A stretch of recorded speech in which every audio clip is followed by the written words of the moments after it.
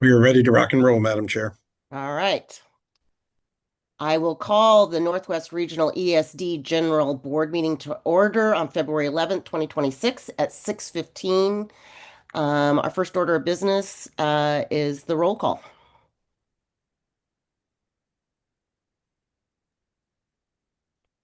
Apologies. Maureen Wolf, Here.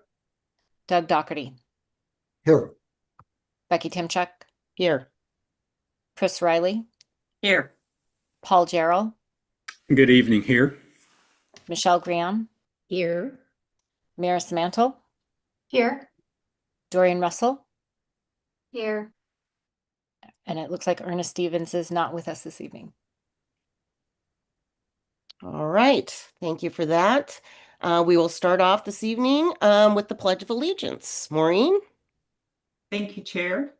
I pledge allegiance to the flag of the United States. I'm sorry. Yeah.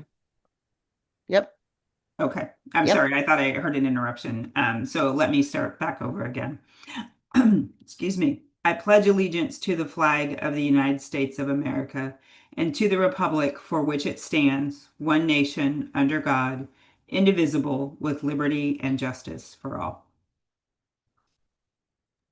That was my mistake. I was saying it with you and you could hear me. So I had to. So thank you. And now our land acknowledgement, Michelle. Thank you. We want to acknowledge that we gather as the Northwest Regional ESD on the traditional lands of the Chinook, Clatskanie, Clatsop, Nehalem, Kalapuya, Siletz, and Tillamook peoples, past and present, and honor with gratitude the land itself and the people who have stewarded it throughout the generations. Thank you very much. All right, with that, are there any agenda reviews or revisions this evening? Madam Chair, from the administration, item 9E, which is approved sale of property. We were hopeful that we would get an official offer on our property and have that for the board. It came in too late today for us to review in full, and so we're not prepared to discuss that this evening. So we need to pull that. Right, with no objections? So ordered. All right. Any other revisions or reviews for tonight? All right. Okay, with that, we will move into our first report of the evening from Superintendent Goldman. Okay, well, good evening, everybody. Pretty dense report here, so I'm not going to obviously read the whole thing to you. Right before the meeting, I popped onto my email and I got an email from the Oregon Health Authority, and 39% of people who go to the hospital right now and are tested are coming up positive for the flu. And Oregon is the number one epicenter for the flu right now. And so I know I've got it. So I hope everybody's staying safe. We do have, it's quite an impact in schools when there's this much illness going on. And so people are really roughed up, and our attendance is unfortunately pretty low right now in our programs, and our staff are working through it. But it's a lot right now out in the world. Okay, so I wanted to start there rather than go right into budget forecast and legislative session and that kind of stuff. There is obviously we are right in the middle of the short session right now, and I do talk a little bit about what's going on and our presence in the legislature right now as we try to impact a number of things. But by the time we meet again as a board, you all meet as a board, the legislative session will be adjourned. And so it's like a real quick one. And usually the short session is about technical fixes, etc. But there's a lot going on right now that's bigger than technical fixes. And so there's some really impactful legislation that is, can change systems, the way that we think about funding systems, and the like. And so there's quite a bit going on in the legislature. There's I do talk about the budget forecast here. The forecast is better than the last one. It's still not a great forecast, but it is more positive than the prior forecast. And what that means for us is for the general fund, that there is no longer a negative balance looming over our heads in the general fund. We do not have enough money in the legislature to do everything that we need to do, and they're still waiting on like kind of the bigger impacts of HR1 from the federal government. But in terms of school funding, the crisis that we believe that we were headed towards seems to have been averted, mostly. The legislature still has very difficult budget decisions to make. And it doesn't mean that education budgets will not be impacted, but right now the outlook is more positive than the last time I spoke with you all. Things that are still very important to ESDs are still being discussed as potential budget reductions. So we are vigilant and active in the legislature, especially around the regional educator networks, which supports a number of our staff and a lot of hundreds and hundreds of educators in our region. Our mentoring program is in the regional educator network, our instructional coaching program, a lot of our equity work is in the regional educator network budget. And so we're vigilant there. We actually had a number of our staff and Jenna Jones, our government affairs director, down at the legislature talking to folks, most of the folks on Ways and Means about that program. So we're keeping it front and center. Outdoor school, there's a bill to restore $6 million of outdoor school funds. There's a lot of energy around that. We are involved tomorrow with some advocacy around our outdoor school program. And the other parts of the budget that we're watching quite with quite intent is related to our technical assistance work and the Student Success Act. And so there are lots of moving pieces on the budget, but again, I think it's in a little bit better shape than it was last time I spoke to you. I also want to talk about some of the work that we're doing locally. So we are kind of on the road show last couple of weeks, visiting school boards across the region to talk about our local service plan and the things that we provide as an ESD. And every one of the meetings that I've been at have been really incredibly positive. Even when some board members have tough questions for us, like the administration in those districts is like coming straight up and saying we can't do our work without the ESD. Such an important part of how we deliver services to kids. And so to date, we have 100% passage rate of the local service plan. I did want to shout out to Maureen and Becky who joined me. Michelle was on the road in Rainier yesterday, and we've got a couple more coming up that Doug will be joining me. I know Dorian will be with me, and I don't want to leave anybody else out, but I think that's our crew this year for in-person board meetings. So I really want to appreciate the board for doing that work. I know it's your evenings, and I appreciate that you spend it with me doing that work.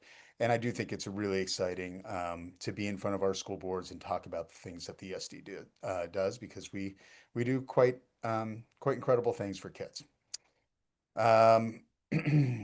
Moving forward a little bit, we are in our bargaining, our successor bargaining with OSEA, which is the group that represents our classified employees. That contract will expire on June 30th, our current contract, and so we're working towards a new contract. Our first meeting was focused on ground rules and establishing expectations. I want to thank Chris and Michelle again for participating in that process. The bargaining sessions are open to the public, and we are committed to posting summaries on the website after each meeting.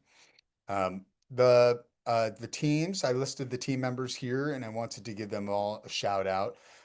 Bargaining is necessary. It is difficult and oftentimes emotional.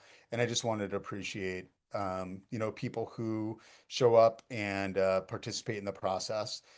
Ethan Ackery, Margaret Bartucci, Yolanda Coleman, Marianne Cuomo, Catherine Dalby, Jessica Duffett, Tammy Frame, Michelle Graham right here, Brian Hungerford, Anderson Kishlock, Stuart Long, Mann, Chris Riley right here again, Piper Ryan, Baylor Turnbow, Jennifer Van de Sheer, Carmen Vega Martinez, and Laura Weaver.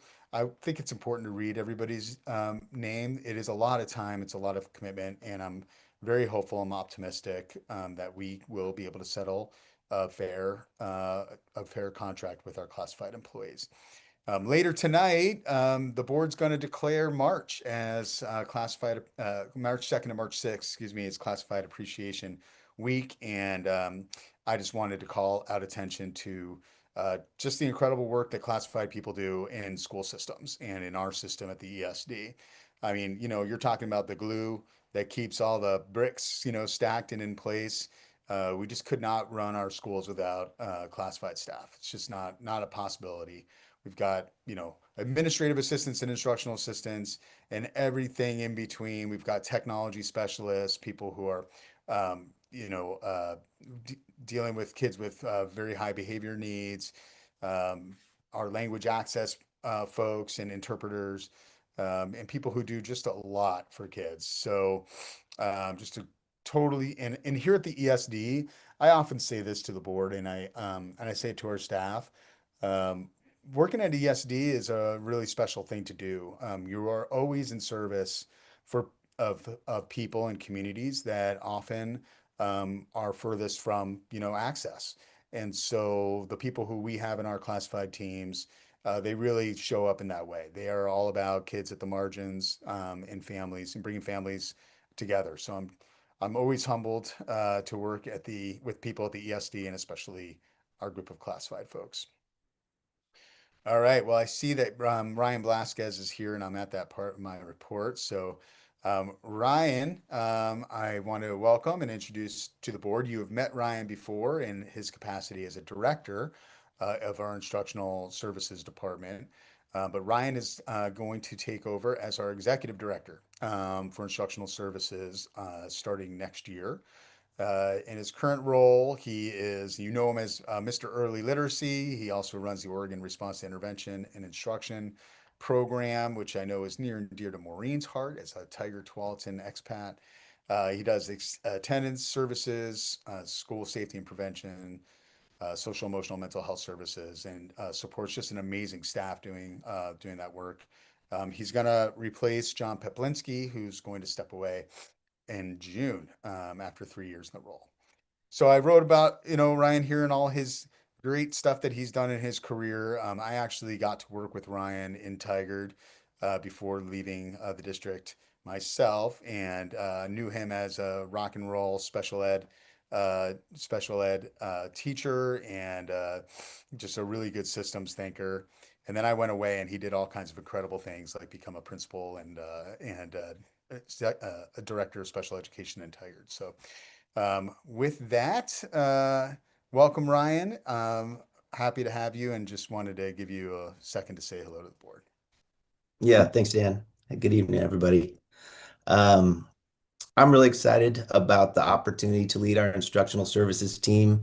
Like Superintendent Goldman just referenced, we have a lot of really special people who walk their talk. And I feel really lucky to work for an agency whose values and mission align with what I believe about public education. So thankful to the interview panel of people I really respect, and just excited to continue the good work that we started and to be of service to the kids and families of our region. Thanks, Ryan. Does anybody want to interview Ryan again? All right. Well, thanks, Ryan. I appreciate it. And we're really looking forward to your leadership.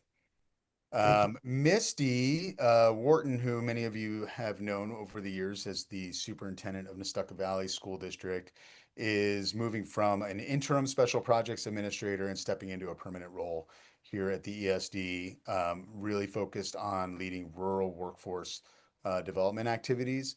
Misty is not available this evening, so no cameo for Misty, but you will certainly see her in the future, and you have seen her beforehand as well. Importantly here, Misty is quite an accomplished educator. And to have somebody join our team from one of our rural districts who has such a strong reputation and credibility with our rural districts as somebody who cares about kids in rural spaces, who often really have a hard time getting access to the things that kids in, Beaverton and Hillsborough, et cetera, have. She is going to knock down walls and do whatever she can and whatever it takes to make sure kids have access to careers and career learning. And so really excited about Misty joining our team in a more permanent way. Excuse me.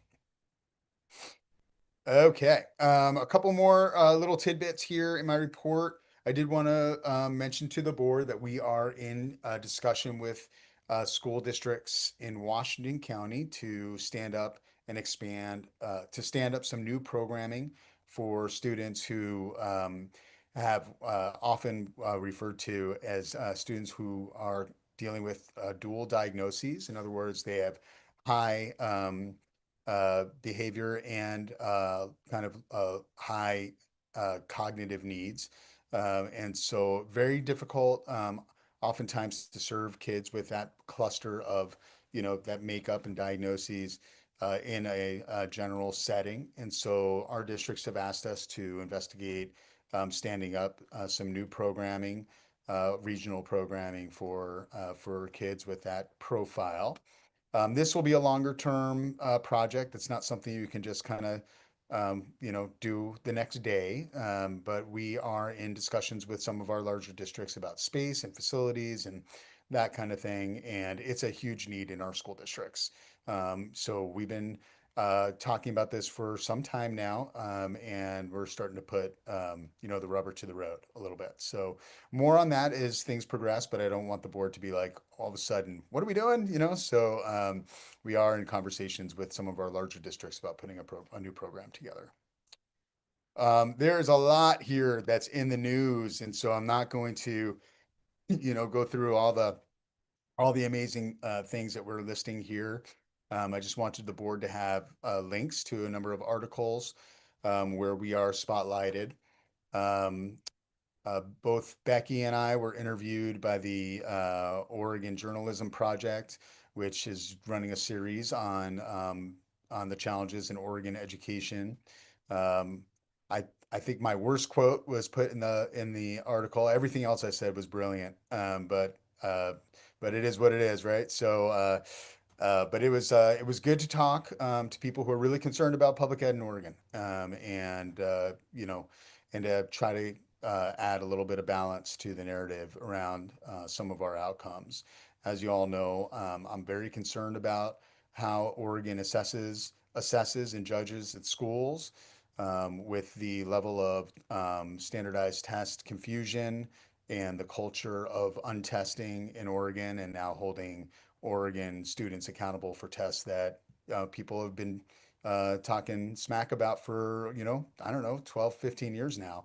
So I think we've got some cultural problems there, and I thought the article did a decent job of kind of explaining a couple of different parts of the dynamic of Oregon's perceived failure. We have a lot of awesome stuff. You guys have seen our ninth grade success work in board meetings before. We are really moving the dial on that work, especially in our rural settings here. So there's an article here around Columbia County and a whole bunch of other stuff here. So I think the board's can be very proud about our work and the impacts that we're making across the region. I did want to talk just a touch about graduation rates. We have really strong graduation rates, strongest I've seen in the state of Oregon for quite some time. And there's a lot of steady growth that's happening here in our region. And as the board knows, that's a big focus of our work with ninth grade success. It's a big focus of our work in our career related learning programming as well. And you can see some of the data here with some of the districts that have made lasting, short-term and lasting gain here over the last few years. So I think we have a lot to be proud of with our school districts in terms of how they're getting kids across the finish line.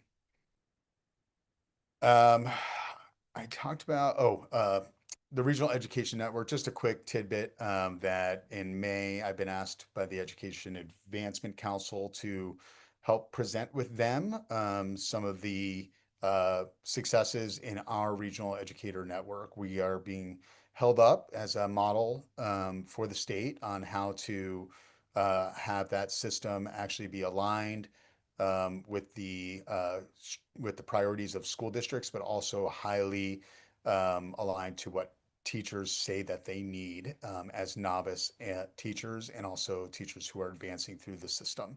So, or educators, let's say, that are advancing through the system. So I'm excited about that. I'll be meeting with the folks at the State Department to put that together, and hopefully we can, spread the good practice of the Northwest Regional ESD across the state.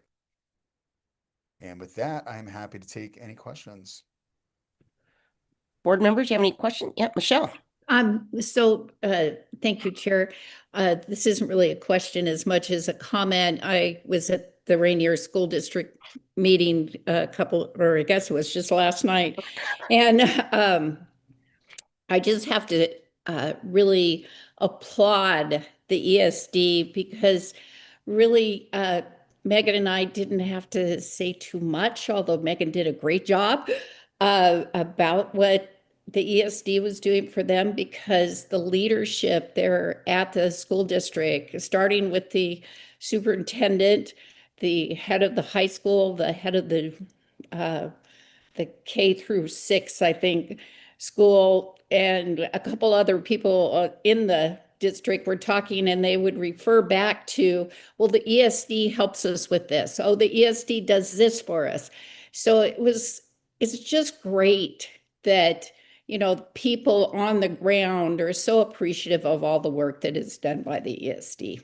So thank you to Dan and your whole team. Thanks, Michelle. Great. Any other comments? Well, thank you, Superintendent. That was a lot, and it just shows how busy you and your staff are. And so good job. So now we'll move into recognition and good news, which we always enjoy. And Kelsey, you're going to talk to us about Friends of Outdoor School.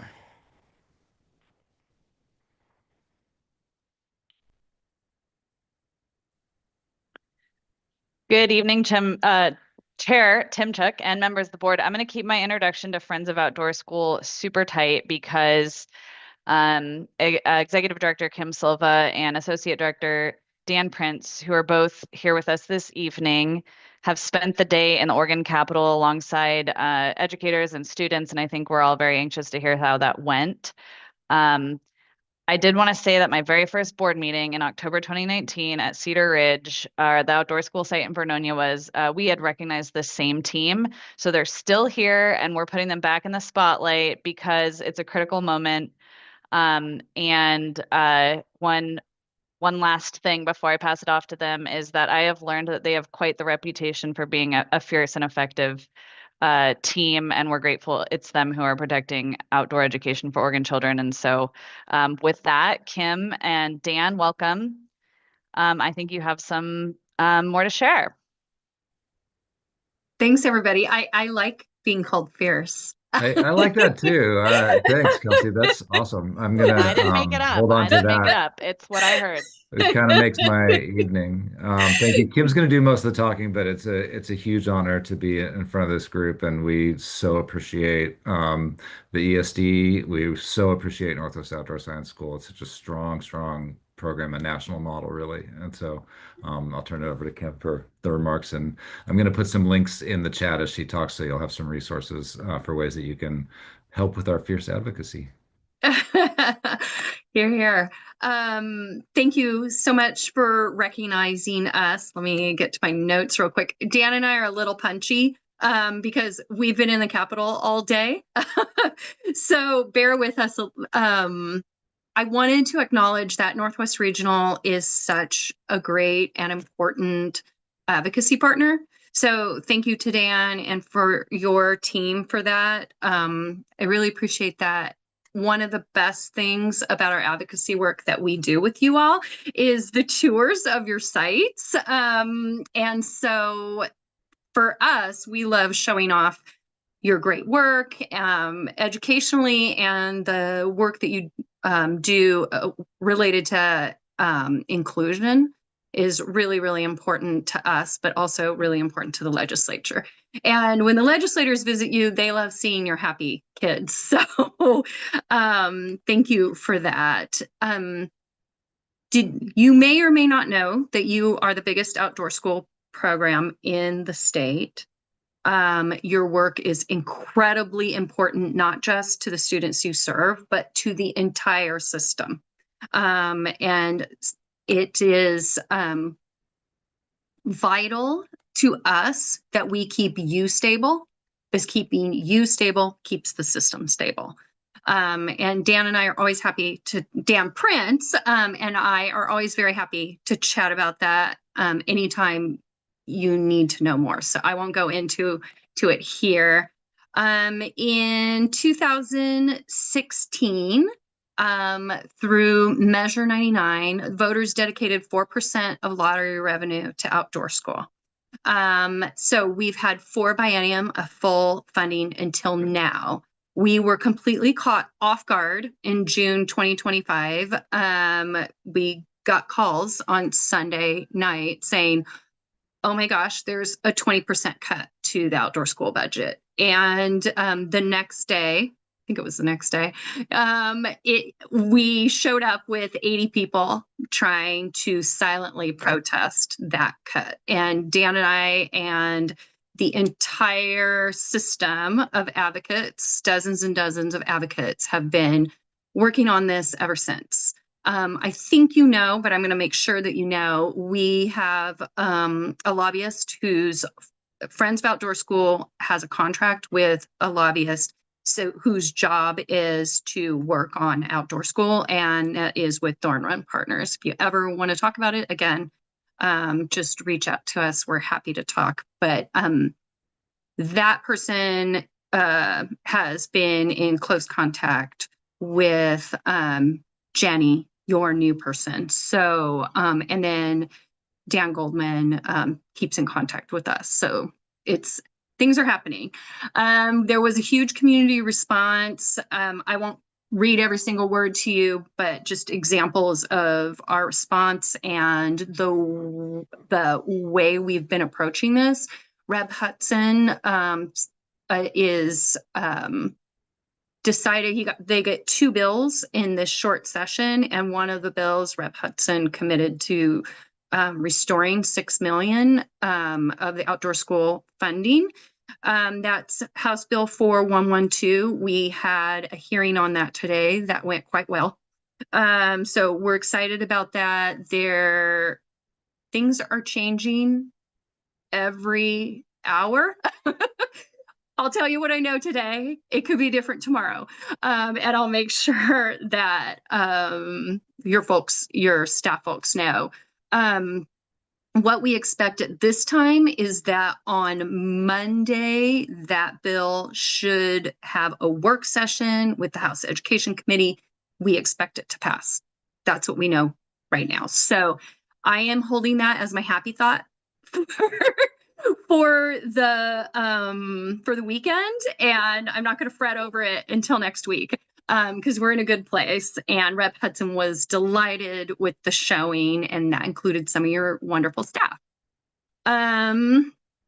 Let's see, we have 48 co-sponsors for that bill, and that is growing. We could use your help. As board members, you may or may not realize that you're quite influential to legislators. Phone calls to your local legislators would be extraordinarily helpful. if you can't bring yourself to make phone calls, some people can't, a letter of support to your local legislators would be for where you live, would be so very helpful. Also, and Dan's putting all kinds of reference to what I'm talking about in the chat. If you could copy us on that, and Dan will put his email address in there, that would be awesome. If you can let us know if you get any response, that would be awesome. Then we can have our lobbyists follow up with those folks.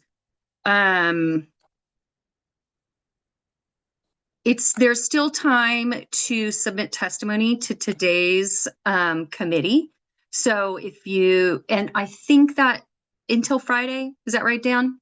Through Friday. So if you're able to get a letter out this week, also please submit it to that hearing testimony. It's the portal is open until 8 a.m. on Friday. Oh, 8 a.m. on Friday. 8 a.m. on Friday. That's great. The last time I looked at it just before this meeting, we had 73, and we would love to add yours.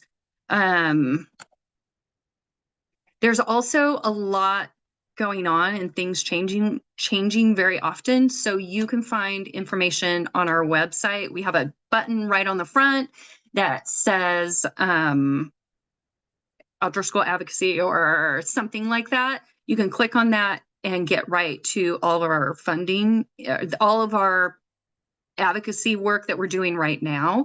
We're also updating our social media on Facebook and Instagram, and sometimes LinkedIn, but Facebook and Instagram is most active. And we invite anybody who's interested in this to please reach out to Dan or me. If you're interested in advocacy, we would love to get you on our specific advocacy alerts email list. And that's just like a subgroup of our larger list. Let's see. Something you already know this, but what we're doing right now is related to this House bill to try to restore half of the funding that we lost for the next school year. Everything we're doing is also building towards 2027. And as I don't have to tell you how challenging 2027 is going to be. So thank you for helping us build support for outdoor school. Now we'll be coming back to you for 2027. And I encourage you as a board and all of your staff to think of creative ways to problem solve. Because outdoor school will probably be facing just the same budget cuts as everybody else in education for next year. Let's hope it's not 20% again. But I just wanted to reassure you that we're working today, but we're also looking forward. And Dan and I look forward to working with all of you and continue to work with Dan Goldman, Anna Kari, and all of your staff on doing this important work for the students that you serve. And we're here to answer questions too.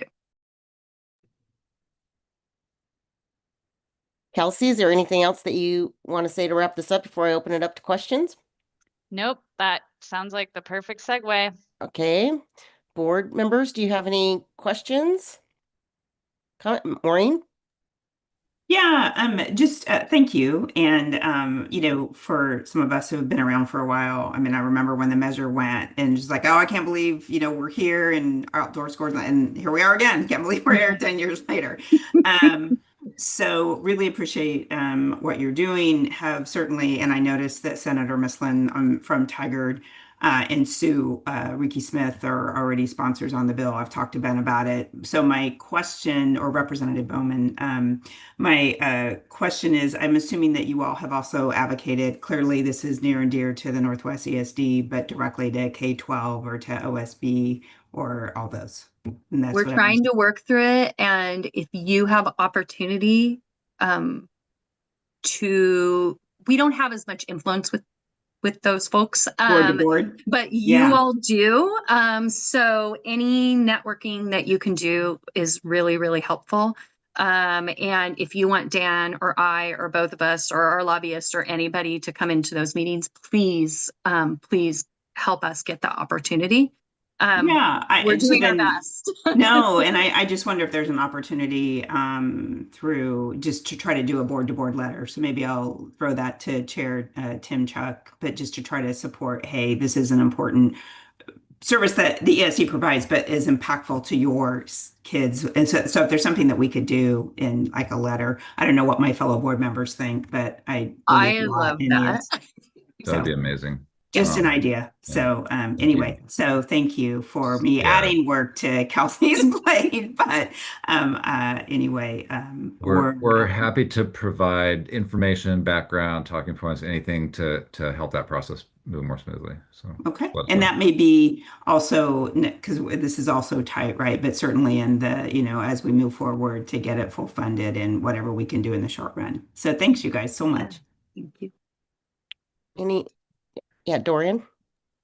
Yeah, thanks. I ditto to everything Counselor Wolf said already. And the superintendent knows this. I've been asking a lot of questions. I am such an ally and a champion for outdoor school, and I'm so proud to be representing a district that serves the highest number of participants in outdoor school in the state. But truly, any Oregonian should be able to tell you how much we value our environment, how much we value teaching that to our children. So thank you for the work that you're doing, and count me in as an ally and supporter.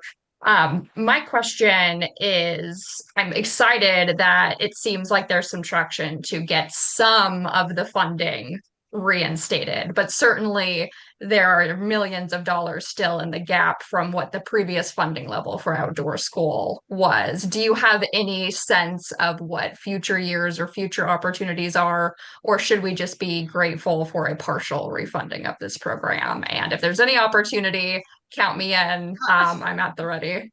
We're I don't after wanna full be just- funding. I We're don't after- want to be just grateful. Yeah, No, we're going we're for after full full funding. funding. We're going Um, for 4%. Yeah. I mean, we may not get 6 million this time. I'm really hoping we do if we can spend it. I mean, there's also that issue is like, can everybody staff up? Can we spend it? Right. So we're talking to all the providers, including you all, to make sure that we can, so that we can be successful if we have that much funding. I'm feeling cautiously optimistic that maybe we can at least get something to keep us stable. That's really important. But we are asking for 4% of lottery revenues next year. Sorry, Dan, I think you had something also you want to add. I do. Or which Dan? Both of you. So I want the board to know that we can absolutely spend the money. And the reason is, and the board knows this, and everybody on this call knows this, but I want to put it out in the public space that RESD decided to spend down quite a level of our reserve to maintain our program levels. So we don't have to staff back up. We are actually on the brink of having to make reductions. And so there is no question that the largest provider of outdoor school in the state of Oregon can and will spend the entire $6 million quite quickly. And huge gratitude to that level of agency support for this program. I mean, that's giant. I spent 24 years at a different ESD, maybe just kind of across the river from y'all. And one of the things about these two big ESDs is that they're committed to outdoor school. There's huge gratitude for that level of commitment to really maintain services for students, like really such a student-centered move. So that's wonderful. And around the state, other folks weren't quite as fortunate, maybe with either what they had or their ability to garner that level of commitment. And so that's why I think this session is so urgent, because having 2 years of reduced funding is pretty devastating. Much harder to weather than 1 year. And so one of the reasons I'm so grateful that advocates and for all of your advocacy to really get this done, and then set the table for 2027 with like sort of that baseline is what the voters intended, and that's 4%, and that's what it takes to do outdoor school for Oregon. So yeah, really appreciate that. Okay, and Maureen, I hear you, and I was kind of think the same thing. I listened to the committee meetings today, and I heard both of you address and I really don't feel you're going to have any pushback out of the House, especially with having Representative Hudson be the main spot. I don't think you're going to have any problems getting it out of there. I think where you're going to have some issues is when you get to Ways and Means, and as much as I don't know, since I've been on the board, that we've actually taken a stand as a board and wrote something on our letterhead to advocate. I'm not quite sure how that works, but we can certainly do that. The only thing I want to caution us with just a little bit, as excited as we are about outdoor school and we are all in and we want it, also know that we are also trying to get back early intervention money. There are things that we are competing against ourselves. I mean, there's just, so if we take a stand on something like this, we just need to know, and when we're going out to Ways and Means folks, that they're making those kind of decisions. And because we are an ESD and not just a school district, we have many things that come under our category. So I don't know how we want to address this as a board and advocate as a board and take a stand as a board. But you as individual members can obviously go down and testify, send an email, put a phone call. But I personally don't think that your time and energy needs to go toward the House education. I think it's going to be on the Ways and Means area. So, so I don't know if that takes a motion or what that takes. Madam Chair, I don't think that we would need to do that. I think Okay. we can figure this, I think we can figure this one out with Jenna Jones and Kelsey um and get back to the board. Okay. But thank you so much for your time and your advocacy on this. You both did a great job down in Salem today.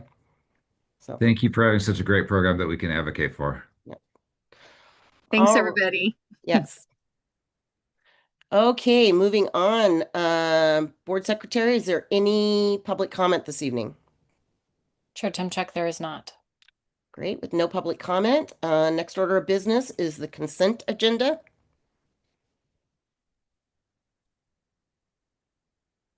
I Chris? move we approve the consent agenda as presented. Russell, second. All right, it's been properly moved and seconded that we accept the consent agenda as presented. Is there any discussion? Seeing none, all those in favor signify by raising your hand or saying aye. Aye. Aye.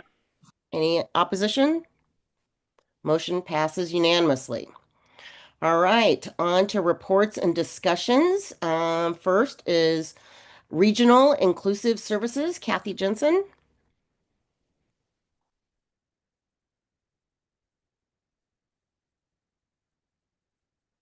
Welcome, Kathy. Hi there. Welcome, everybody. There's always a little bit of a gap between being introduced and then entering the room. So it's good to see all of you today. I'm Kathy Jensen. I'm the Executive Director of K-12 Special Education. Chair Timchak and members of the board, I'm really excited to talk with you about one of the programs that I oversee called Regional Inclusive Services. And Valerie, are you driving the slide deck for me? It's actually Stuart. Oh, Stuart. All right, Stuart, next slide. So here's what I'm going to talk about today, and I'm going to just set my timer here because I have a lot that I would love to say about this program, but we would be here late into the evening. I'm going to start with just orienting the board to the K-12 special education programs here at Northwest Regional ESD, just to talk about how this program fits into the whole. Then I'm going to zoom into this one part of the program that we oversee. I'm going to talk a little bit about funding challenges and impacts, and I'm going to try to thread a needle where I talk about the impact of funding challenges on our programming, while also talking about the successes that we've had. So it's always a tricky thing to do. We see the gaps when it comes to serving our students, but we also see amazing work that our providers do every day for students. So that's my goal today. Stuart, next slide. So this is kind of an overview of the programs that I oversee. The bigger circles are the larger programs. So we have regional inclusive services, special education staffing services, and social emotional learning school programs. And I'll talk a little bit more about each of those briefly on the next slide. We also manage some smaller grants through the Oregon Department of Education. So we manage the Blind and Visually Impaired Student Fund on behalf of the state. We hold a long-term care and treatment grant serving resident students at St. Mary's Home for Boys. And then our smallest grant, but very mighty program, is we are a regional technical assistant program provider for our region. And I'll talk again briefly about that. And Stuart, if you click through, you'll see one more circle pop up. I just want to note that we are also closely integrated with early intervention and early childhood special education program. So K-12 special education doesn't stand completely separate and apart from our early childhood programming. And the area that we provide the biggest impact is through regional inclusive services, which is actually a birth to 21 program. So next slide. A little bit more about those. So our special education staffing services. So those are services that districts contract with us to provide. They're generally specialized staffing. So things like speech language pathologists, school psychologists, occupational therapists, et cetera. Currently, districts contract with us for staffing at about 12 million annually. So that gives you kind of an idea of the size of our program. The Regional Inclusive Services Grant is also a grant that provides specialized staffing, but this is a contract with the Oregon Department of Education. So what happens is ODE contracts with Northwest Regional ESD to provide very specialized services to students in our region from birth to 21. So special education is already specialized. Regional Inclusive Services gets even more specialized. Our biennium contract through this grant is about 17.7 million. Overall, so about 8 or 9 million altogether from year to year. Our smallest but mighty grant is that Regional Technical Assistance Program, which provides both a program and a person to provide technical assistance to district leaders. That's the intent. The Department of Education actually developed this program in order to help with what they call their cyclical monitoring program, really looking at procedural compliance around special education requirements for districts, but we amplify this program by having it very closely connected with the other parts of our special ed. And we use this to also provide a lot of support for early career special educators. I just wanted to note that, and Mallory Turner is a key person in that grant. You've heard from her before in her role as traumatic brain injury liaison in our region. One of the many hats that she wears. All right, next slide, Stuart.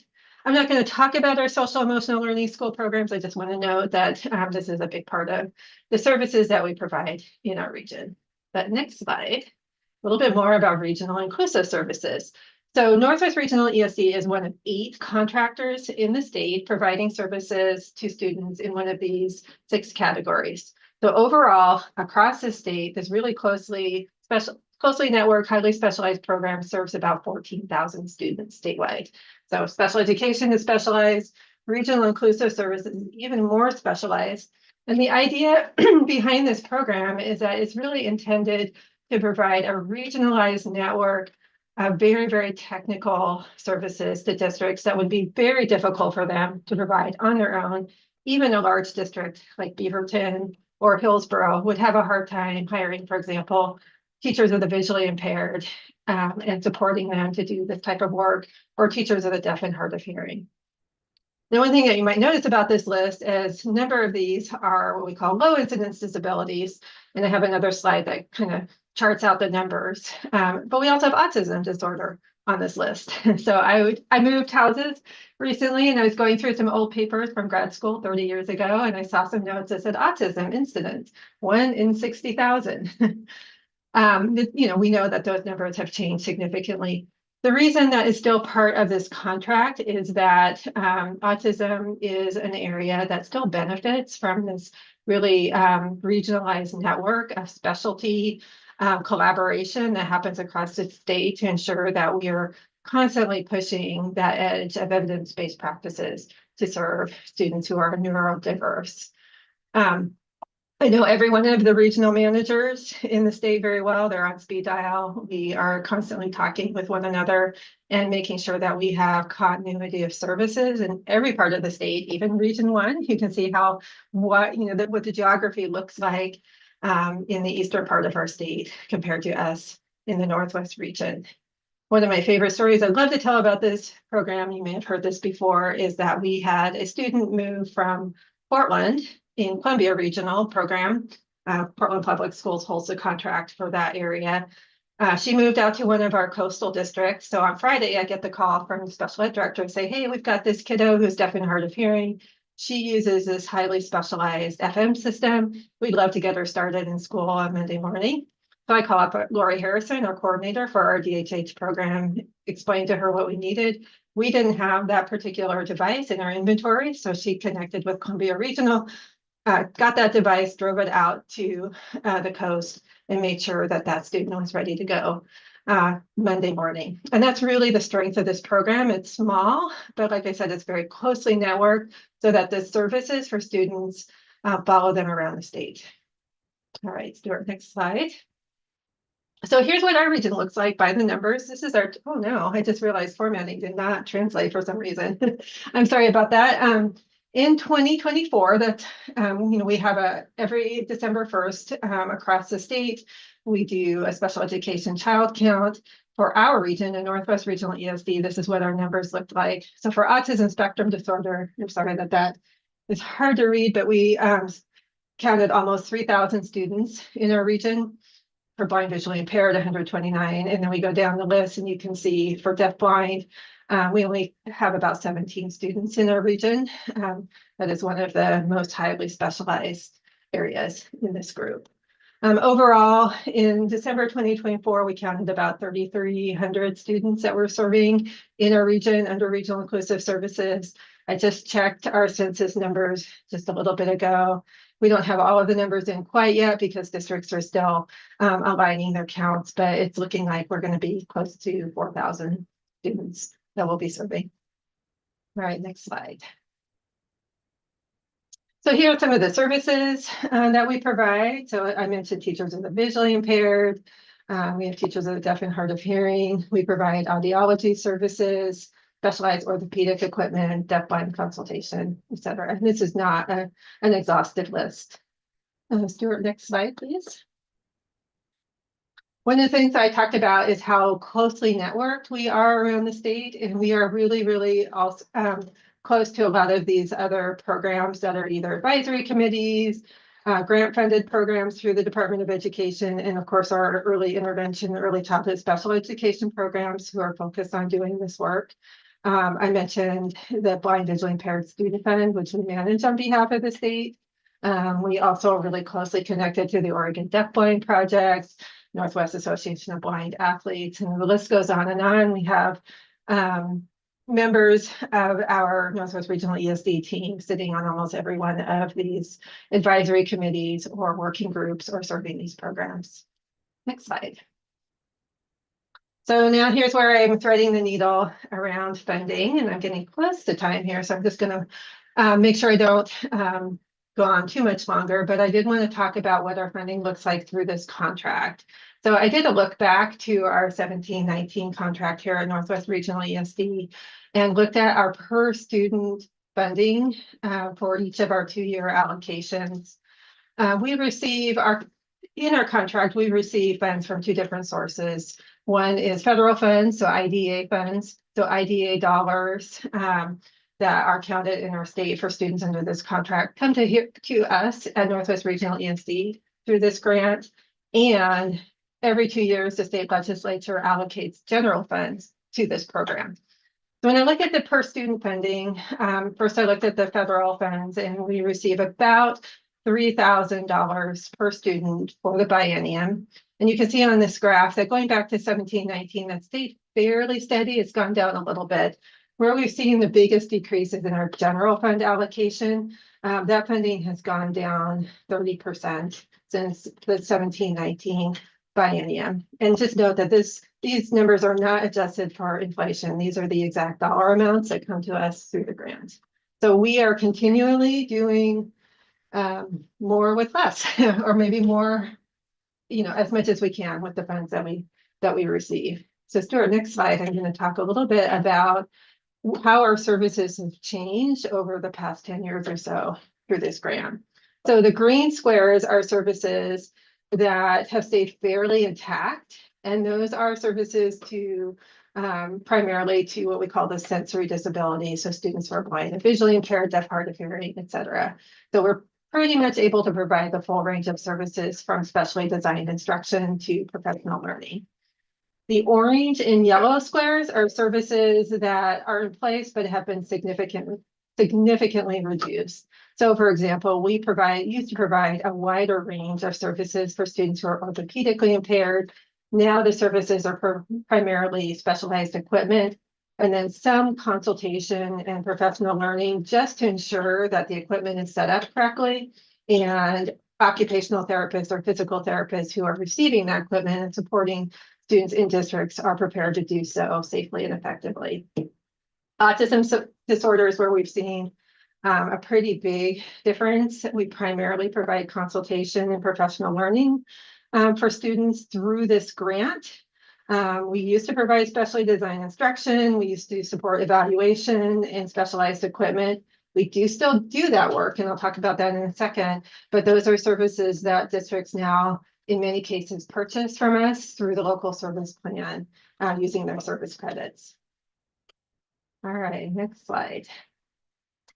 So here's another illustration of the differences in how we provide services under the grant and through the LSP process. So the yellow square are services that are currently available under the Regional Inclusive Services Grant. So when we budget for those services, we use those funds to provide those services to our districts. The green are services that are purchased through the LSP process, and the services listed here are services we typically wouldn't fund through Regional Inclusive Services because they're more generalized services and they're not tied specifically to students experiencing certain disabilities. So for example, school psychologists, I am still a licensed school psychologist, and I serve students through the whole range of disability categories, not just students experiencing low incidence disabilities. That blue square are services that could be provided by the Regional Inclusive Services Grant if we had additional funding. Stuart, if you'll click through, I've got a little pop-up here. So I did there you go. I did a quick calculation of what districts are now purchasing from us to fill that gap. And it's just under about 3 million in services. And it's things like autism evaluations, autism specialists who provide specially designed instruction, social emotional learning instruction, things like that, that we used to provide under the grant, but we're not able to do so anymore. All right, next slide. This is where I'm going to try to thread the needle of saying, even with our strained resources, we are still doing some powerful work in our region. So Dan talked earlier in his report about graduation rates in our region, and we are closing the gap for our students experiencing special education. I say closing the gap, that's definitely the right trajectory, but this work is really about access for students experiencing disabilities, which means that they should have the same opportunities to graduate at the same rate as their non-disabled peers. So this graph represents, a gap closure from a difference of about 17 percentage points to about 12.5 percentage points. So we're getting closer, but not as close as we would like to see. And one of the messages I want to share is, we do a lot with what we have, but we could do even more with more funding. Our current graduation rates for students experiencing disabilities in our region is 75.6%. Sorry, I'm at that age where I'm juggling classes. The statewide average is 72.2%. All right, next slide. All right, so our districts really appreciate and value our services, and I always forward these little messages that we get to Dan just because it's important for us to keep that perspective of, that personal, local, and immediate information about how we're making a difference for our districts. I'm going to go to the next slide. I'm going to read these. Stuart, next slide, please. So I just want to talk briefly about how are we actually making a difference? What part do we play in closing that gap? If you talk to our teachers of the visually impaired, you see two of them pictured here with one of our students. you know, they will absolutely talk to you about individual students that they know they've made a difference in their lives of. But when we zoom out and we talk about strategic planning, we talk about making an impact on graduation rates across the region, it's a little bit hard for them to visualize. And I think it's because they're sort of picturing a Rube Goldberg sort of machinery where they know they are, you know, that boot on the left-hand side, you know, pushing a bowling ball down an incline. And somehow at the other end, that light is coming on for kids. A big part of what we're doing is really helping them really tune into that collective efficacy. It's not just that individual work that they do with students, but that partnership that they have with educators, families, and students in the districts that are making the difference at the larger scale. All right, Stuart, next slide.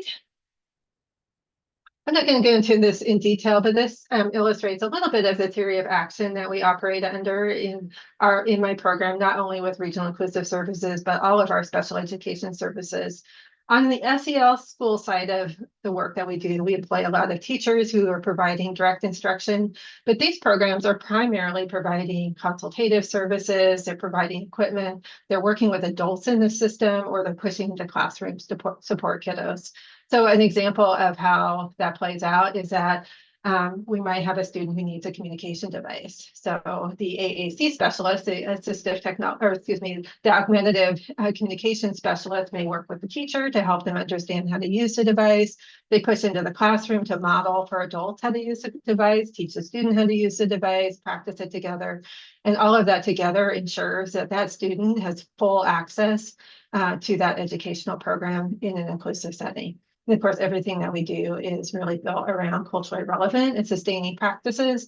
An example is that ACAT team right now is doing some work around supporting parents in this picture to understand how to fully support their children using AAC devices.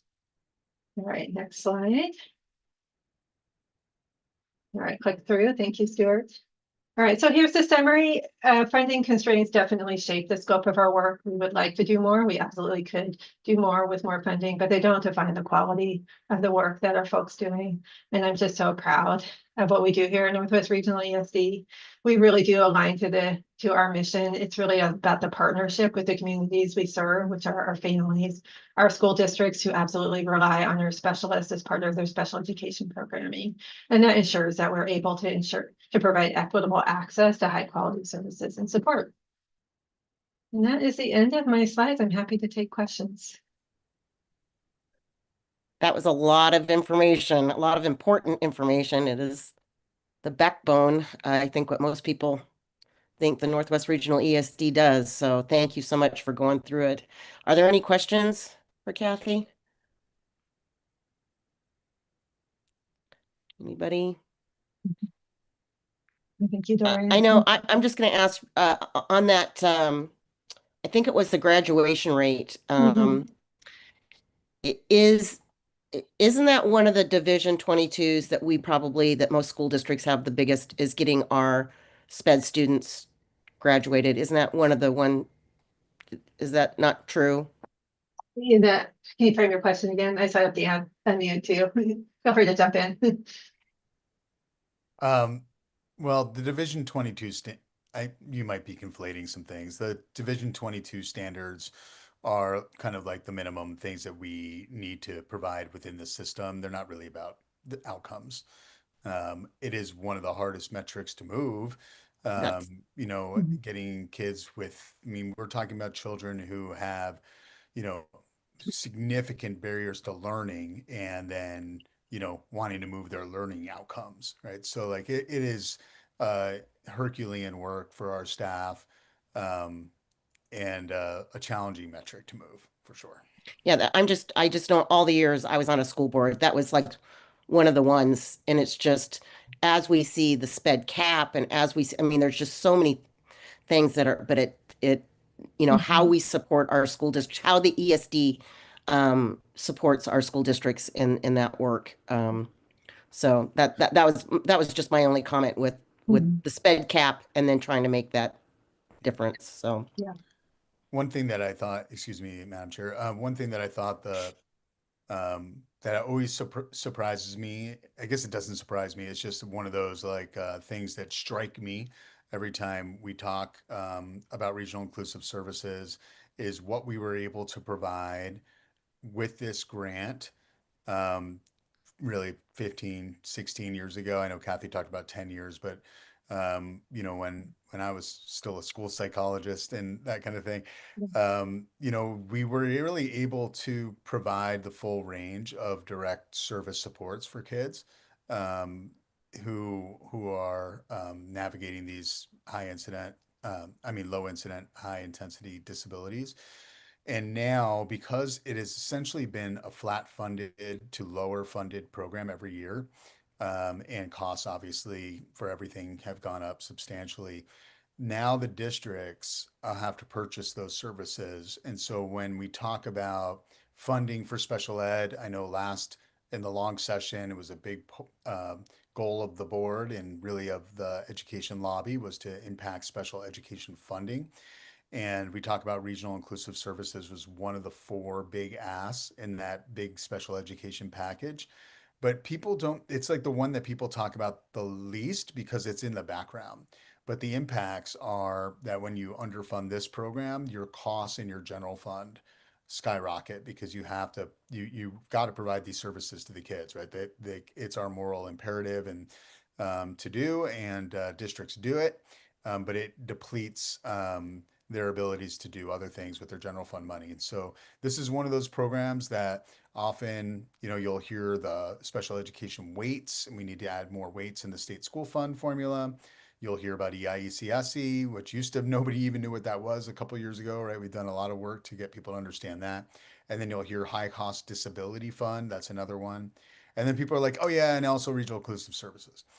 Now being on this side, like on the ESD side, from a district side of the sausage making, you can really see why the costs have skyrocketed in your general fund for kids who are experiencing things like autism or orthopedic impairment. And it's because this particular grant has been underfunded severely when you really look at the trajectory over the last 2 decades, you know, 15 years or whatever. So this is one of those things where Chair Timchuk said, hey, if we put our weight behind outdoor school, you got to know we're, you know, it could come from another place. In the long session, we've got to get our heads back around special education funding, and this is a big part of that. All right. Well, thank you, Kathy. Appreciate all the information. Thank you very much. And the for your hard time. work. Thank you All for that. right. Next order of business is Regional Grant Writing Program with Jerome Townsend, Huxley Shelton, and Christian, is it Stewart? Stewart? I don't know who's taking the lead. Rome will kick us off, I'm sure. Okay. Welcome. Here. Like Kathy said, it takes a little bit sometimes, but Yeah. good evening, Madam Chair Timchuk, Board of Directors, and Superintendent Goldman. I'm Jerome Townsend, Director of Instructional Services, and this evening I have the pleasure of introducing to you our grants development team.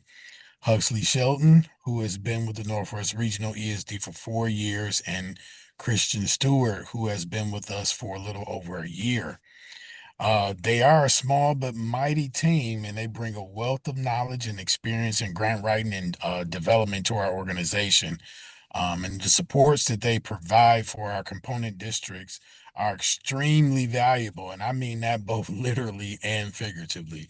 But without further ado, I'd like to bring forth Huxley and Christian, who will give the board an overview of the grants team's work and how they are currently servicing districts and our agency. Thank you, Jerome. Good evening, members of the board. My name is Huxley Shelton, and I'm here today with my colleague Christian Stewart to talk to you about our grants team and the work that we do. Thank you for the opportunity to hear from us. Next slide. The mission of the Grants Development Department is to provide multiple tiers of support, including research, technical support, and full application writing for Northwest Regional's internal programs and our 20 component school districts. Our focus is on instructional programs, and the majority of our support centers competitive grants. Next slide. As Jerome said, we're currently a small but mighty team of two. I've been with Northwest Regional since 2022. I began as an instructional services administrative specialist and transitioned into grants in late 2022. Prior to that, I was a public children's librarian for over 5 years, and now I'll let Christian introduce herself. Good evening, members of the board. My name is Christian Stewart. I've been with the Northwest Regional for just over a year. My background is in nonprofit after-school programs and fundraising, where I've done work with grant management and writing for over 12 years. Next slide. To ensure that we offer clear, consistent, and accessible support, we've split our service model into 2 regions, each with their own grant developer. That way, district teams have a familiar face who they know to go to whenever they need help, and they're not passed back and forth between writers based on capacity. I serve the school districts within Washington and Tillamook counties, and Christian supports those in Clatsop and Columbia. We also support internal Northwest Regional programs, and we delegate those applications based on knowledge and capacity. Next slide. Grant support for districts began in 2016, and over the years that support expanded, led by the late Crystal Green, whose incredible work created many Northwest Regional programs and positions. And in 2022, the position became full-time and then expanded again in 2024 into 2 positions. Since we serve internal teams and school districts, this division of labor helps us remain available for support, especially when we have grant applications for all 20 school districts due on the same day. Next slide. Now I'm going to give you an overview of grants data over the past decade, and we're happy to return to this data in more detail during our questions portion. So first, we're taking a look at the number of grants written, and as you can see, there's been a steady increase over the years. Next slide.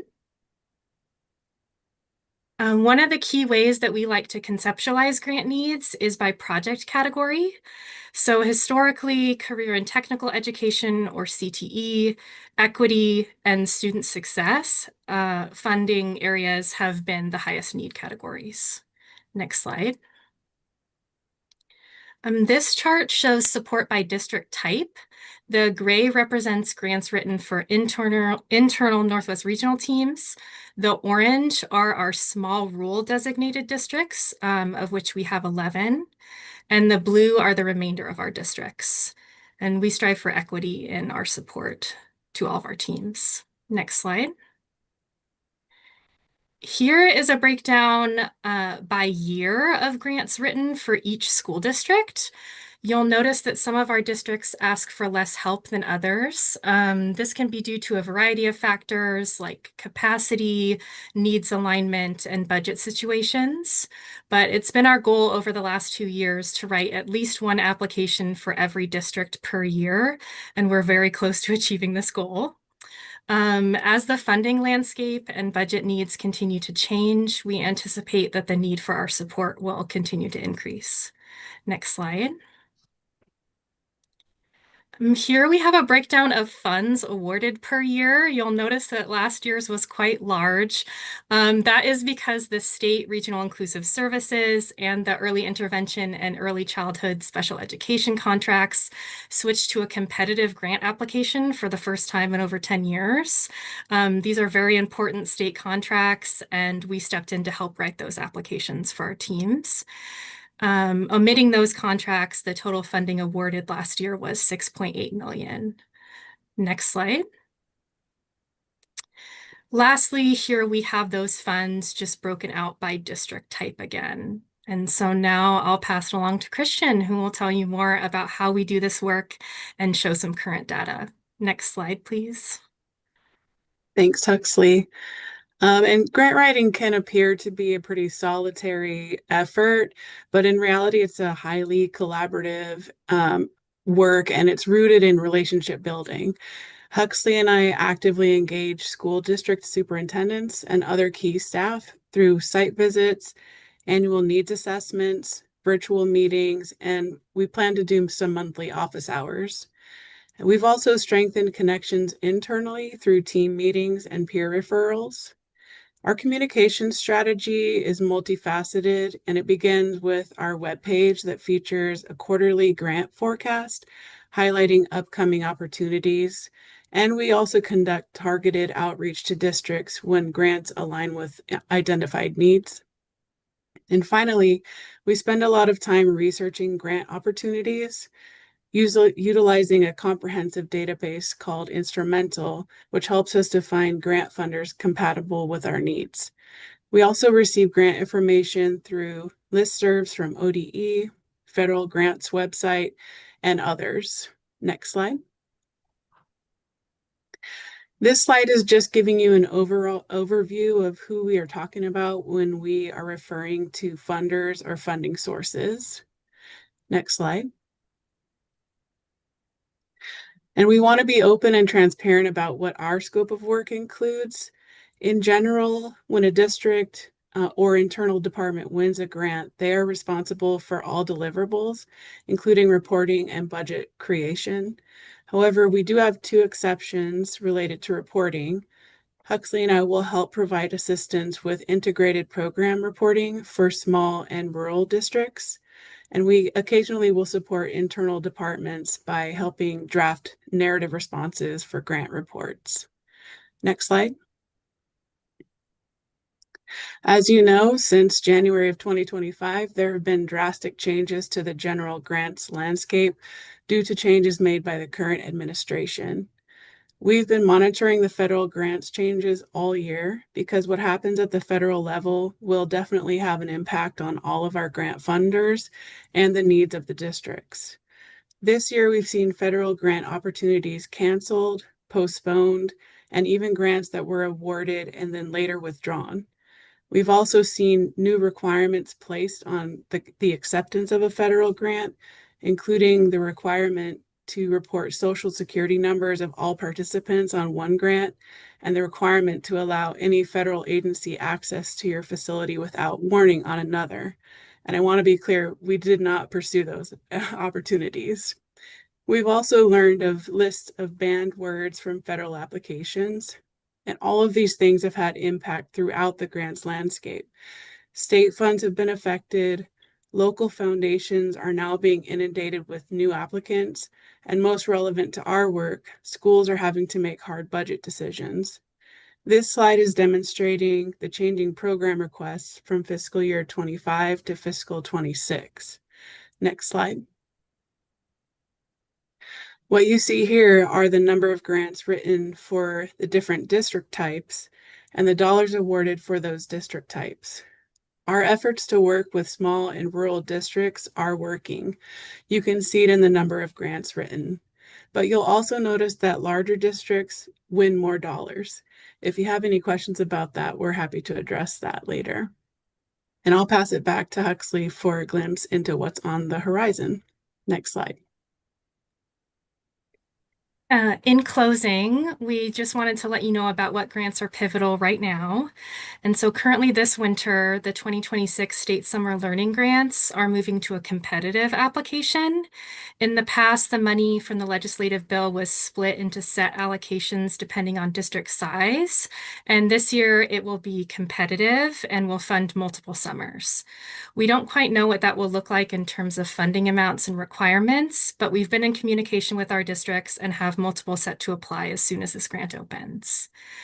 We were also set to have CTE revitalization funding opening this past fall. However, this has been put on hold due to the state budget reductions, and most likely, if released, the grant funding and priorities will be heavily modified. Prior to this delay, we had almost every single school district set to apply for this funding. It's a very popular and vital grant for districts, so hopefully we see that funding continue after the short session, but we'll see. And that concludes our presentation. So thank you all for your time, and we'll take any questions. Thank you very much. Board members, any questions out there? Really important work. Doug.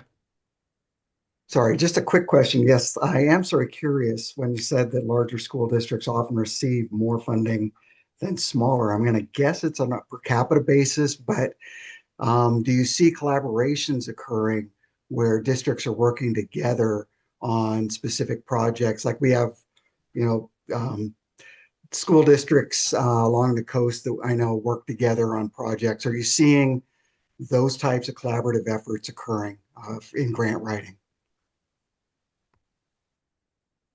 I can take this, Christian, if you want. Yes, definitely. Especially in our rural areas, we have districts who will put in collaborative applications for more regional work, and often that does bring in more dollars. But you're totally right. Like often, those larger award amounts have to do with students reached, all of those kind of factors that go into how certain funders will determine priority point ranking and things like that. Yeah. Thank you. Huxley, do you mind if I chime in here? No, go right ahead. So, Doug, one example I think that was really impactful and provided a lot of money for a small region, and Paul will know exactly what I'm talking about here. So our team, and specifically Huxley, helped write a Future Ready grant for Nestucca Valley School District was the grantee, but it was a shared program across all of Tillamook County, including TBCC, and it brought in millions of dollars. I want to say like $5 million or something around there. So that's just an example of how we try to become, the sum more than the parts kind of idea. Paul? Yeah, you stole my thunder, man. I was just going to comment. Actually, what I wanted to do was to thank Huxley and the team for the work that they've done, and to just highlight they did manage to bring a significant amount of state dollars to Tillamook County, and we've been able to outfit all of our participating school districts and the college with some advanced manufacturing robotic equipment that we would have not been able to acquire otherwise. So thank you all for that. Yeah, any other? Well, that was just going to be my comment too. We are so fortunate that we have the talent here to do that, because it does make a difference when you know how to go after the grants and where to go after the grants, and it's almost unfair especially to your small school districts. So we're so lucky that we have the talent at the ESD that we can provide it to our 20 school districts, but I don't think that's the case across the rest of the state. So it's I'm glad that we have the talent, but I feel bad that when other people don't know how how that works. So anyway, but thank you for the great work you do, and thank you for the great presentation tonight. So appreciate it. All right. Our last report is administrative reports. Superintendent? Thank you, Madam Chair. As you can see, we're chock full of amazing things, and I'm happy to take any questions from the board about our reports. Board members, any questions on the administrative report? I'm just going to make one real quick. I saw Columbia County early learning was a focus, and I had the opportunity in another hat that I wear. I got to go spend the day out in St. Helens and see some classrooms and hear their early learning. And again, it was such great things that they are accomplishing, but then it comes back down to money. And so it's like 2 steps forward, 3 steps back. But it was just great to see that Columbia County was focused, and what they're trying to do regionally for Columbia County for all those school districts. Anyway, I appreciated the focus on that. Okay, now we're going to move to action items. So our first action item is to adopt Resolution 26-008, Classified Appreciation Week, which we already heard a little bit about, but Catherine, you want to walk us through that? Absolutely, Madam Chair, members of the board. Superintendent Goldman talked about Classified Appreciation Week during his report. And I have to present to you a resolution for consideration declaring March 2nd through 6th Classified Employee Appreciation Week. And with the chair's permission, I would like to read the resolution for the record if that works for you. Absolutely. Absolutely. Okay. So this is resolution 26-008, a resolution of the Board of Directors of the Northwest Regional Education Service District in Clatsop, Columbia, Tillamook, and Washington counties, Oregon, proclaiming March 2nd through 6th, 2026 Classified Employee Appreciation Week. Whereas the education of youth is essential to the future of our community, state, nation, and world. And whereas classified employees play a vital role in supporting student learning and the effective delivery of educational programs and services. And whereas classified employees serve students, families, educators, and communities through a wide range of essential instructional, student support, and program operation services that advance learning and educational access across the region. And whereas classified employees contribute daily to safe, inclusive, and supportive learning environments, often working directly with students and families with the greatest needs. And whereas the Northwest Regional Education Service District relies on the skill, dedication, and professionalism of classified employees to fulfill its mission and advance equitable outcomes for all students. And whereas classified employees with their diverse talents and true dedication nurture students throughout their years, now therefore be it resolved that the Northwest Regional ESD Board of Directors proclaims March 2nd through 6th, 2026 to be Classified Employee Appreciation Week. And be it further resolved that the Board of Directors strongly encourages staff, partners, and community members to recognize and honor the important contributions of classified employees and to express appreciation for their service and commitment to students.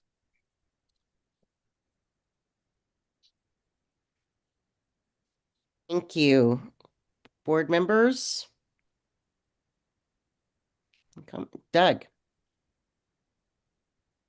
I always have to say something about classified staff just because it's so important. They are the backbone of any organization I've ever worked with, and they build really unique relationships with students, just in different ways. And it's so fun to see sort of how they connect and how students connect with classified staff. But it's really difficult work.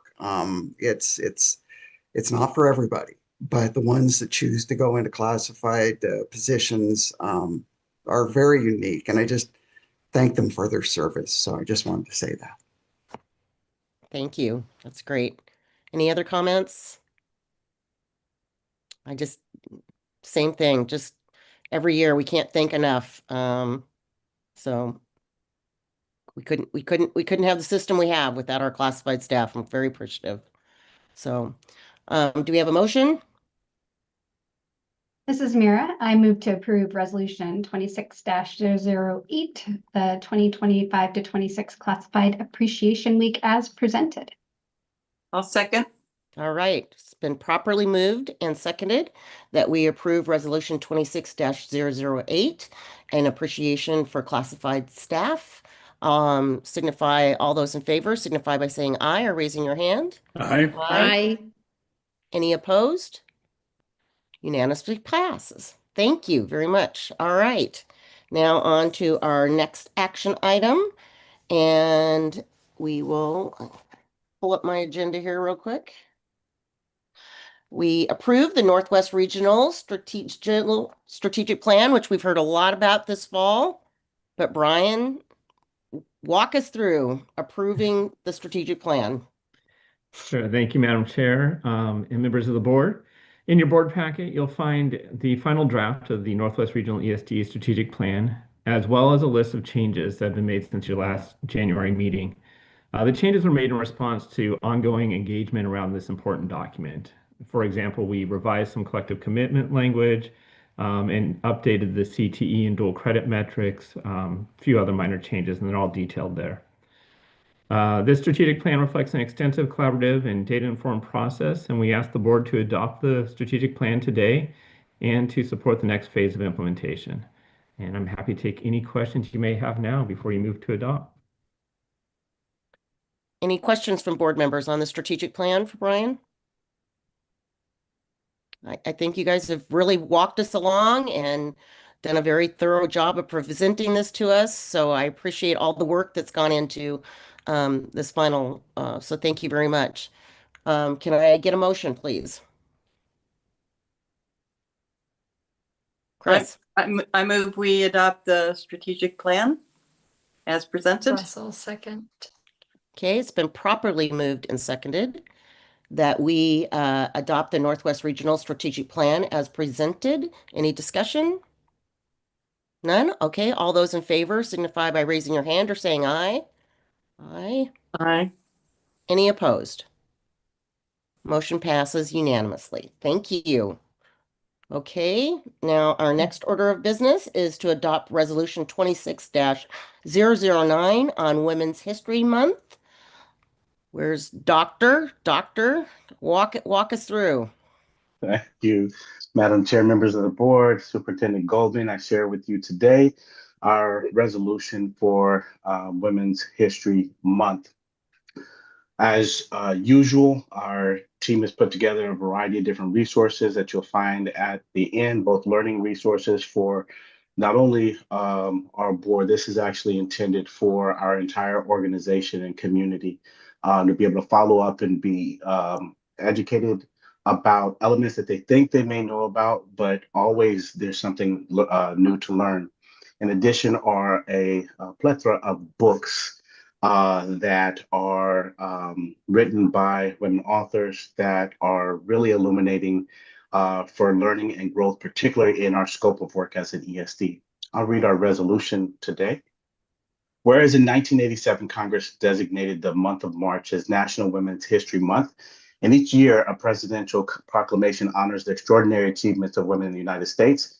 And whereas throughout history, women have shaped our society and advanced progress in fields including education, healthcare, public service, science, the arts, and civic life, frequently overcoming systemic barriers and institutional inequities to do so. And whereas the stories, leadership, and contributions of many women, particularly women of color, and other women from historically marginalized communities have too often gone untold and unrecognized. And whereas Northwest Regional ESD acknowledges the ongoing challenges that many women face, including obstacles to pay equity, access to affordable healthcare, support for caregiving responsibilities, and underrepresentation in leadership roles. And whereas Northwest Regional ESD recognizes the disproportionate harms experienced by some communities, including the missing and murdered Indigenous women crisis, and the need for compassionate response, prevention, and community-centered healing. And whereas the Northwest Regional Education Service District affirms the vital roles of women that women play across our schools, programs, and communities, and reiterates its commitment to building an environment in which all women can thrive and lead. Now, therefore, be it resolved by the members of the Northwest Regional Education Service District Board of Directors that Northwest Regional ESD recognizes March 2026 as Women's History Month and honors the significant achievements and contributions of women throughout history and within our communities. Northwest Regional ESD calls upon staff, students, families, and community partners to actively observe Women's History Month with appropriate activities, programs, ceremonies, educational opportunities that celebrate women's leadership, history, and contributions. Northwest Regional ESD commits to amplify the voices of women and supporting advocacy for equitable access to human rights and supports, including paid family leave, increased access to affordable childcare, healthcare access, and pay equity. Northwest Regional ESD reaffirms its dedication to fostering inclusive practices that address and dismantle systemic inequities so that women, including women of color, LGBTQ plus women, immigrant women, women with disabilities, and low-income women have the opportunity to thrive and lead in a safe, respectful, and equitable environment. Northwest Regional ESD acknowledges the diverse experiences and perspectives of women, recognizing the historical and ongoing harms faced by some communities, and commits to centering culturally sustaining practices, restorative supports, and partnerships that promote healing, prevention, and justice. And finally, number 6, Northwest Regional ESD commits to raising awareness about women's issues and inequities and to collaborating with local and national organizations to support initiatives that advance equity, protection, prevention, and healing for affected communities. With that, I turn it back to you. Thank you, Laiwaru. Always a good job. Is there any questions? All right. Can I get a motion, please? So moved. All right. It's been moved by Paul. Do I get a second? I'll second, All Mara. right. It's been properly moved and seconded that we accept Resolution 26-009 and Women's History Month as presented. Is there any discussion on the motion? Seeing none, all those who approve the motion signify by saying aye or raising your hand. Aye. Aye. Aye.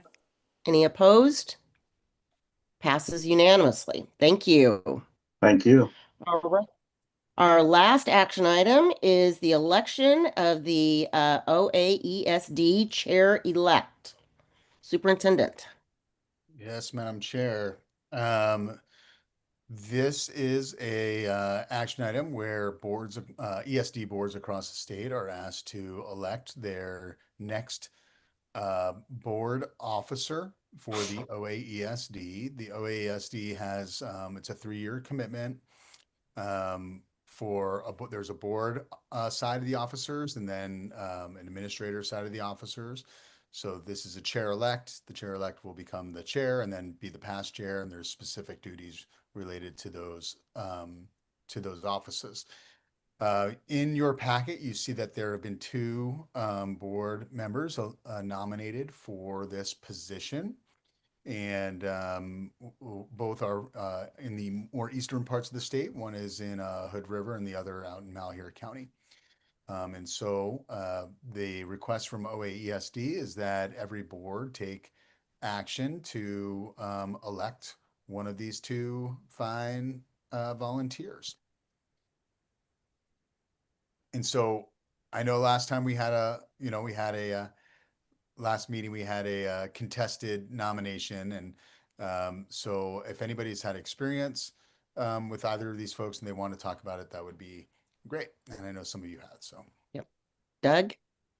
Thanks. I have served on the OASE board for about 4 or 5 years, and we had we currently have a mediocre past president of that board, but hoping to move forward. No, we had Dan, of course, and he did an outstanding job. But I have had a chance to work with them a little bit, and I actually am very impressed with Jill Condon. She is a board member from Malheur County, and I would move that we select Jill for that position for chair-elect. Maureen. Yeah, I'll second with just the comment to say I worked with Jill on OSBA, very thoughtful and engaged board member. So I'll second. All right, so we have a motion on the floor for Jill. Is there any other discussion? All right, with that then, I'll call the question. All those in favor of approving Jill Conant as our chair-elect signify by raising your hand or saying aye. Aye. Aye. Any opposed? Unanimously passes. All right. Any other or business before we get to board comments? So, Madam Chair, I'm thinking about the questions related to the outdoor school, like way back, it's like 2 hours ago, but way back in when we started the meeting with the Friends of Outdoor School, we do have a letter that we have drafted. Jenna has drafted a letter of testimony for the Education Committee. I am happy to share that via email to the board. And if people want to review that, and then people can just email me back separately, please, and let me know if it's something that you would want to sign on to as an individual board member. And if everybody writes back and says they want to, then if it's okay with the board chair, then I'm happy to sign from the board, from the full board. Otherwise, we can put in individual names. Does that sound like a decent way to move forward on that request? Yeah, I did not know what protocol was, but if Yeah. that is good with protocol, I mean, there's some boards that you have to pass a resolution to say that we, as a board, present this, but if that is the way advocacy could be done, I am all that for that. Just make sure it doesn't become a public, that we make ourselves mean. So don't hit all reply or anything, just hit directly to Dan if you want to sign off on that. And then if we all agree to that, signing off on that, then it can say it comes from the board, or even majority. I would think it would Yeah. Because Ernest isn't here, so I just wanted to that we're not gonna unless he responds to it, which he might. So anyway. Okay. Are there any other discussions or questions on how to deal with this? I'm absolutely okay with moving forward that way, if everyone else is in agreement. I don't want anybody to feel,